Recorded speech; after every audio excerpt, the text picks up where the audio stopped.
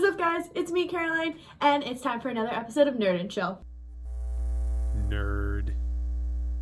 So, I'm gonna premise this today by saying I did not read any of the books first. It's not because I'm not a book person. Like, I completely believe in reading the book before watching the film or TV show. My life is just chaotic right now. And if you want to help make my life a little even more chaotic, go ahead and hit that subscribe button right now because we're on the journey to 500 subs. But we're gonna get started. This is, of course, a raw reaction to the Netflix original television show, Shadow and Bone. I want to start this off by talking about the fact that I am so happy this came out. This is the closest thing we've gotten to the Hunger Games and Divergent in that entire genre of movies from 2012 to 2015. It was peak book to movie adaptations. I missed that time frame. Shadow and Bone, of course, does that, and I'm praying and hoping it's bringing back the gateway for those types of movies and films. I'm so happy they chose to do a television format instead of course, the movie format, because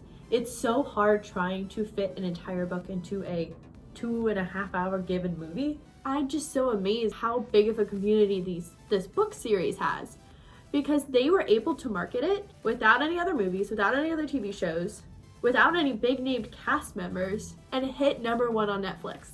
That's insane. And I give their marketing team, their writers, the producers, directors, cast, so much props for creating this absolute masterpiece. Now, normally with my raw reactions, of course, it's right when I turn off the TV, but I am excitedly graduating in a week, so I've been a little bit chaotic, as I stated before, so this is a week after I've seen it, and I did rewatch a few episodes before filming this because the rewatchability is 100% there. It's just chef's kiss.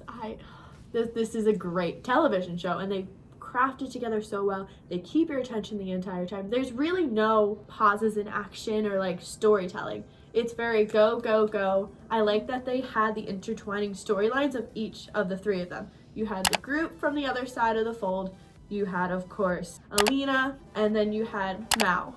I just want to say my favorite storyline out of those three was, of course, Kaz and his group of misfits. That was the most interesting to see how they were able to get through the fold with that absolute chaos and then actually get Alina. What are the odds? The only thing I have to say negatively about this season was I felt like the relationship between General Kerrigan and Alina. I understood where they were coming from, and I understand they fit everything within a season, but I feel like there should have just been that little much more character development between the two characters. I do like how Alina was very out of line, just kissed him, it worked. I give them so much prop, it worked, but it could have been just that much better if they had that little much more build up.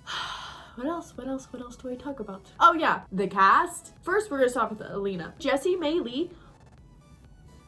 Why have we never seen her before in anything? I mean, if you have, let me know down below because I want to watch her more. And I really hope she does find herself in more Netflix originals because there's certain types of actors and actresses that do well within the book to TV adaptation genre.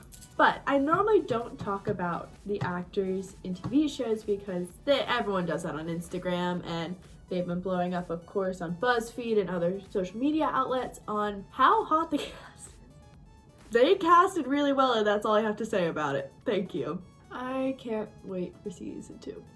That's all I have to say. I can't wait for season 2. I love fantasy book adaptations. Harry Potter is my top one. This is definitely up here now. I think I might this summer get all the books and absolutely just shut myself out of society for a week and just read these books because I'm very intrigued in this world. And can we also talk about the shaping and from the author? Like as a writer myself, it takes a lot to absolutely create this entire world ground up with all the descriptions, a language, different factions, different religions. Yeah, you can create it and oh, here's this piece, here's that piece, here's this piece. But in order to tie it in a bow and make everything work so seamlessly to make the world feel so real is a talent.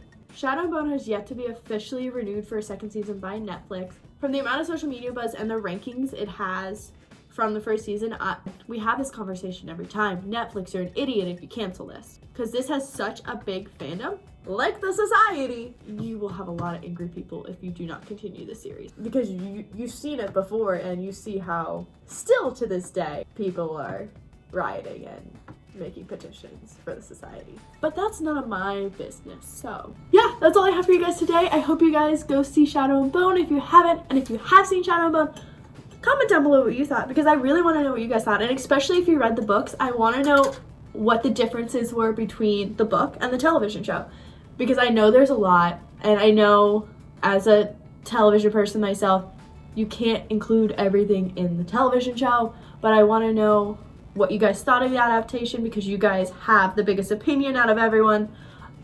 Yeah, comment down below, and of course, make sure you subscribe. We are so close to that 500 sub count, and you know, if you watch this one day and we're like at 1 million, just go ahead and laugh with me right now that I was freaking out over trying to get to 500 subs. So yeah, have a great day, stay safe, of course, still, please stay safe and follow local mandates and everything, and have a great day. We love you all, Nerd Fam.